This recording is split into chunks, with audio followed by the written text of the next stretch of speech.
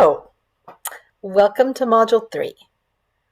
So here I am once again to introduce to you some of the major concepts that we're going to be working on here in this module and a review of the tasks and assignments that we'll complete. So, you will notice in Module 3 that there are two major concepts that we're going to be looking at. The first we'll spend a bit less time on as it's kind of a continuation of the work that we began in Module 2. You'll recall in Module 2 that we explored various reading strategies like coding and annotating and using a KWL chart so that you could develop some further skills in reading in an academic context. You'll also remember that a part of Module 2 introduced to you how we might analyze a text by determining what the purpose of a text is. That means what the author's goal or intention was in creating that text or that message, what the intended audience of the text is. So who was the author intending? Who did they have in mind as the main reader for that text? And then finally, what the stance of the author was. And that means, depending on their purpose and who they were writing to, how did they use language, style, mood, tone, things of that nature to appeal to their reader. In a summary and response, we'll be using all that stuff in that toolkit that we developed to practice the art of summary and response. A summary and response is a very common assignment that comes up in many college classrooms, and it's probably something that you've done before. It's not too tricky. It's exactly what it says, right? The goal of a good summary and response is for you to be able to look at a text, whether that is an article that's been written or a video that you watch, a film, or even a piece of art like a sculpture or a painting, to be able to take that text in and offer a summary of it.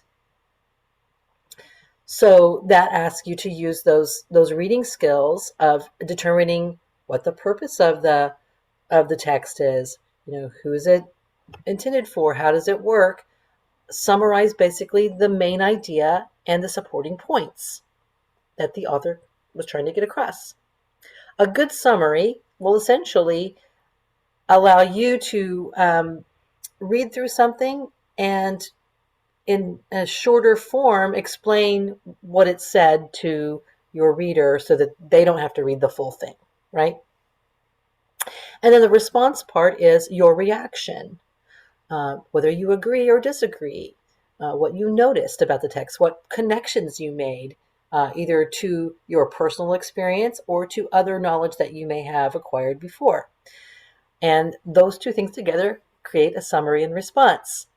So again, as I said, it's sort of building on the skills that we developed last week, reading in an academic context, and then bringing those skills to force in writing in an academic context, summarizing what you've read and responding to it in writing.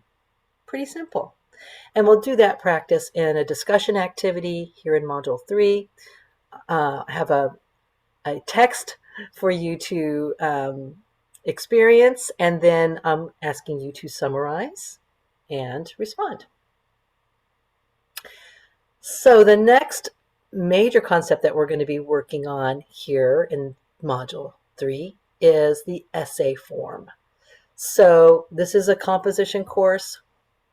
We're going to be writing a lot of essays. I thought it would be a good idea to talk about what an essay is and how it's shaped and what are the components of it. This will be mostly a review for you. I'm pretty sure that y'all have written essays before and you know the basic components. Excuse me. But I thought it would be a good idea to do some review just in case it's been a while and things are rusty or you don't know quite what to call things or how they fit together. Excuse me. So I want to talk a little bit about that here with you. The word essay actually means to attempt. And that's what we're doing when we write an essay. We are attempting to convey an idea or a concept to our reader, and we're doing that through a certain structure. And it's a very old structure. Most of us have been exposed to the traditional 5-paragraph essay. And we're going to explore one of those here in just a minute together. But, the 5-paragraph essay, widely assigned trope of all kinds of classrooms where you're to write an essay using, you got it, 5 paragraphs. And that includes an introduction, usually, right? 3 supporting paragraphs, and a conclusion. And so many people have disparaged the 5-paragraph essay. They find it antiquated, formulaic, out of date.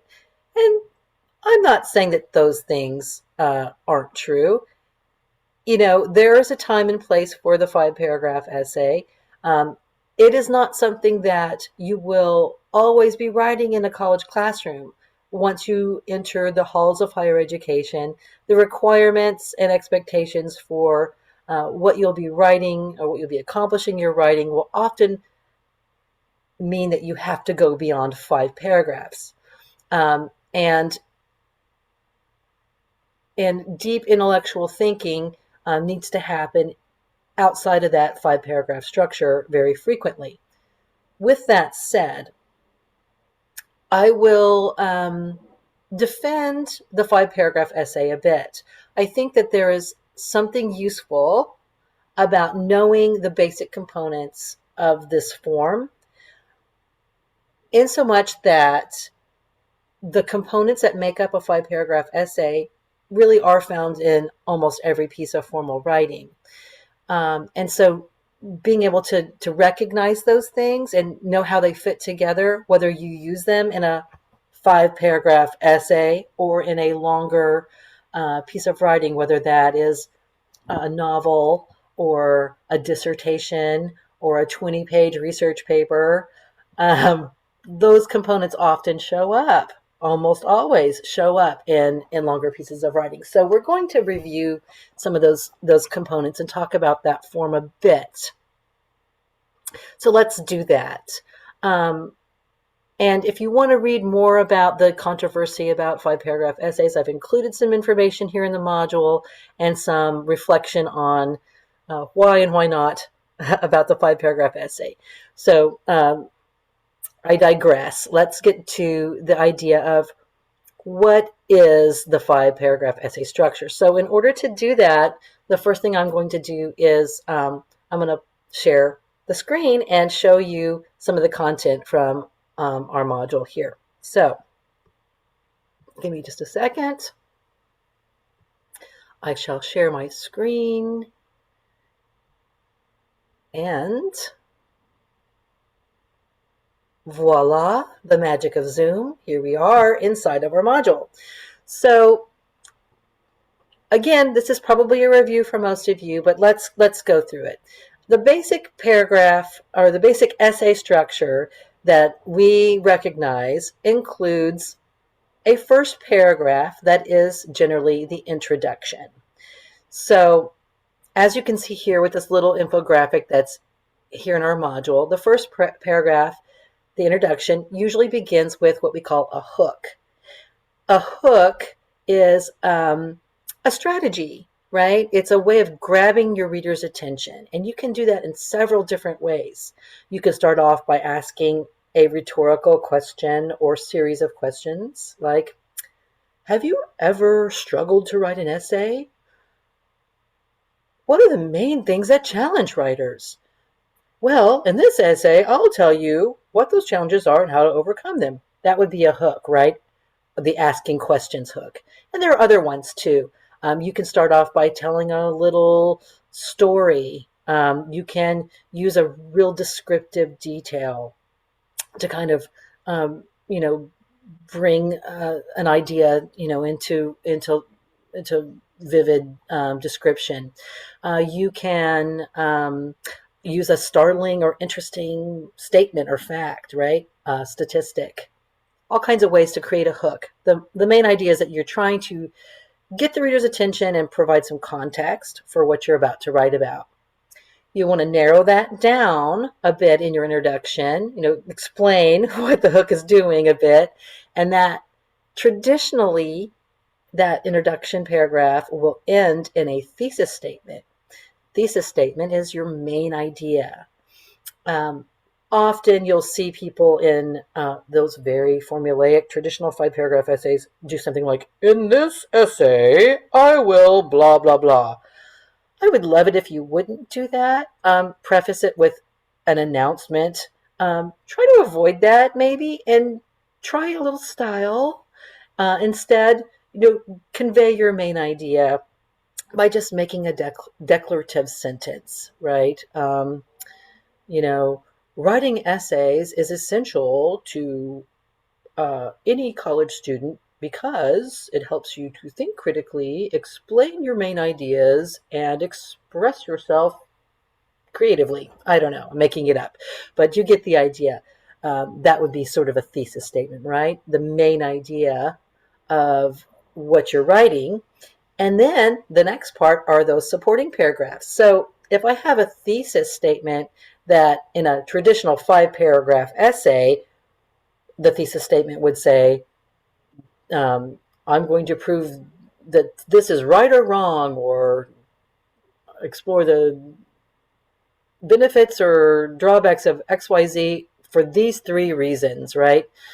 It stands to reason that then you would have 3 supporting paragraphs, 1 paragraph to sort of illustrate, explain, and expand on each of the 3 points of your thesis statement. So the first body paragraph would take the first idea that you're going to introduce and start off with a topic sentence. Topic sentence is like a little baby thesis. It's like your thesis was a dog that had puppies. And each puppy runs to the beginning of the next of a paragraph. So a topic sentence is sort of the main idea of that paragraph. And then you would offer some support for that idea and illustrate that with some examples and reasons, right? And then often a paragraph will end with a transition, and or that transition will happen in the first sentence of the next paragraph. And then you have your second body paragraph and your third, which is basically a repeat of what you did in the first body paragraph, right? Topic sentence, support and reasons, transition. And then finally, you have your conclusion where you revisit your main idea. You don't just simply repeat your thesis statement verbatim, but you come back to that main idea. You sort of sum up what you've said and then leave with some kind of final evocative thought. That might be a call to action to your reader, telling them what they can do, or how they can make a change, or it might be a return to that first compelling question, to ask them to revisit that question and to ponder it. In some way, you want your reader to leave with something that resonates, that makes them think more deeply and understand why your topic was important. So that is the essential formula, right, for an essay. Most good essays, again, whether they're the traditional old 5-paragraph or a much longer, richer piece of writing, are going to have an introduction. You got to start somewhere, right? You want to get the person reading it interested in what you have to say with some kind of a hook strategy. You got to have a main idea somewhere in that thing. There's got to be a thesis statement, right? Some way for the reader to know what it is that they're about to learn in this piece of writing, what your goal is, right? And then you'll have supporting paragraphs. Whether there's 3 supporting paragraphs or 20 supporting paragraphs, you will indeed have paragraphs in any kind of formal piece of essay writing. And each of those paragraphs should contain a topic sentence, a main idea for the paragraph. Each paragraph should contain some supporting information, some examples, some reasons, right? And then a transition that kind of sums up what you're saying in that paragraph and leads you into the next idea, right? Where you kind of keep repeating that same basic kind of flow. And every piece of writing that I've ever read, whether it was a good one or a bad one, had a conclusion. So again, every piece of writing is going to end, and you're going to use probably some of these kinds of strategies, right, to leave your reader with something to think about, and to let them know what you believe they should take away from the piece of writing that you've written. So those are the building blocks. So I was thinking that we could just real quickly look at a real simple 5-paragraph essay and kind of point out where those things happen. So let me pull up that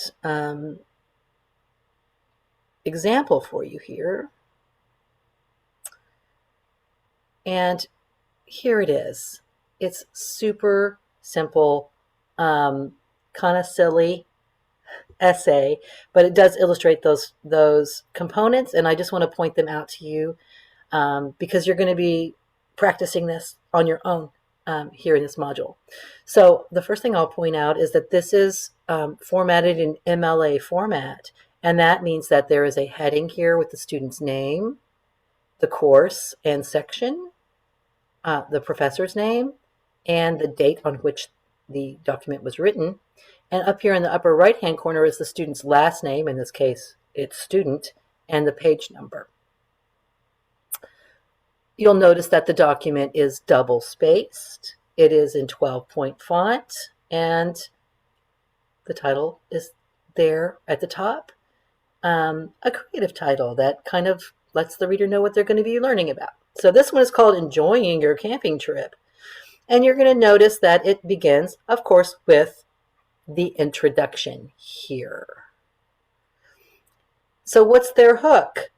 Well, we have this first beginning part. It says, each year thousands of people throughout the United States choose to spend their vacations camping in the great outdoors, right? Depending on an individual's sense of adventure, there are various types of camping to choose from. So here they're doing a little bit of a sampling hook, right?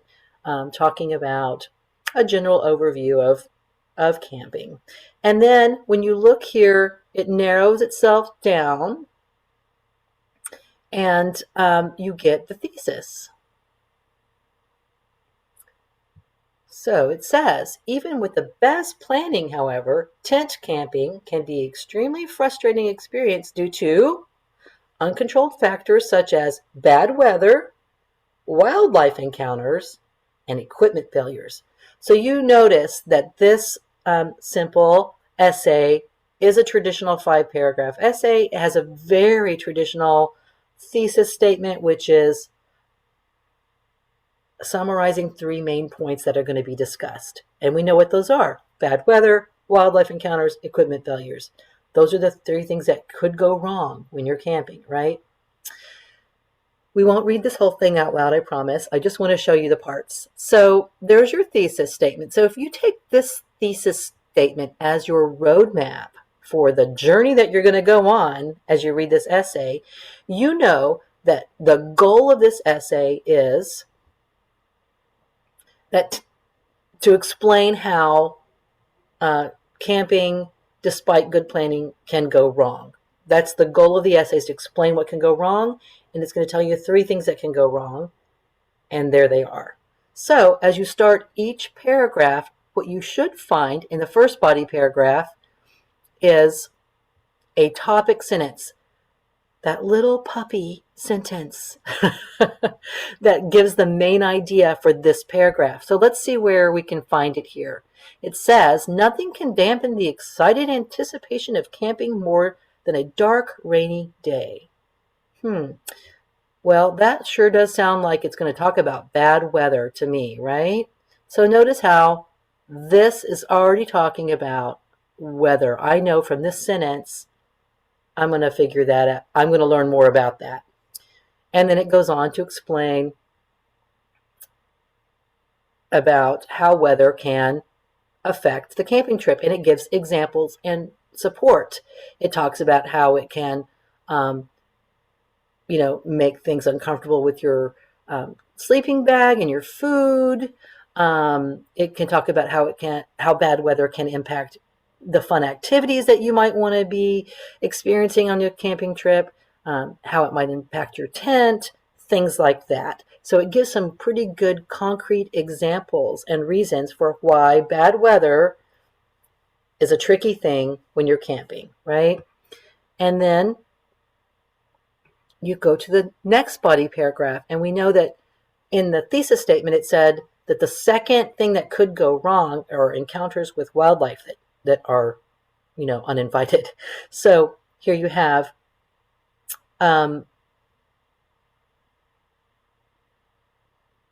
the next paragraph. Another problem likely to be faced during a camping trip is its run-ins with wildlife, which can range from the mildly annoying to dangerous. So that sentence pretty well states what this paragraph is going to be about. You notice that each paragraph treats one idea at a time. It doesn't talk about weather in this second paragraph. It really focuses just on wildlife. And again, the examples come up of how encounters with wildlife could send your camping trip into a downward spiral, right?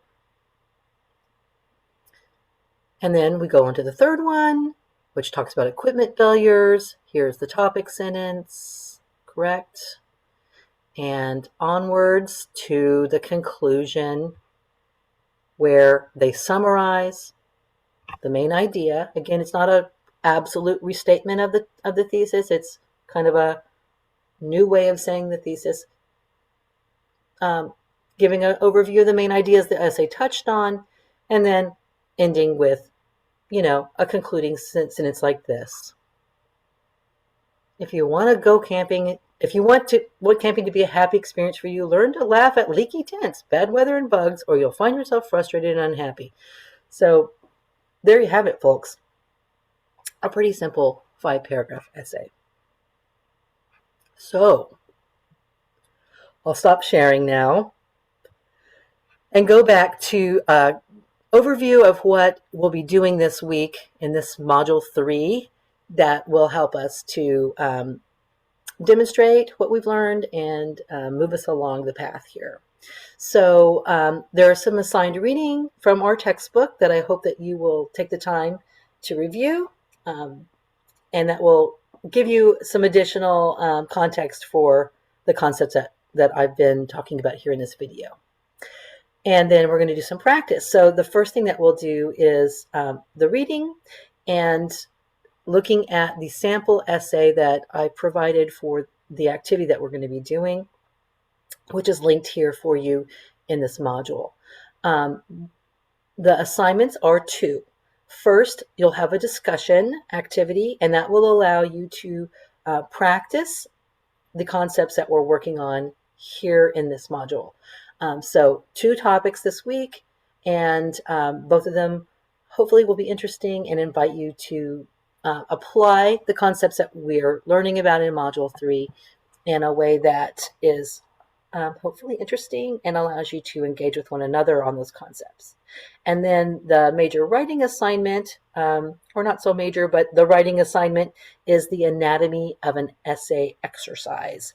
So in this assignment, you will have a sample essay to read through, and I've given you several resources in the assignment that help you to understand each of the parts or components of the essay form. Things like, what is a thesis statement, and an introduction, and a transition sentence, and a conclusion. So you'll be asked to kind of identify where you see those parts of the essay form presented in the sample essay. And then there's some reflection that I'm asking you to do in addition to just identifying and labeling. So there is all the materials that you need to complete this here in Module 3.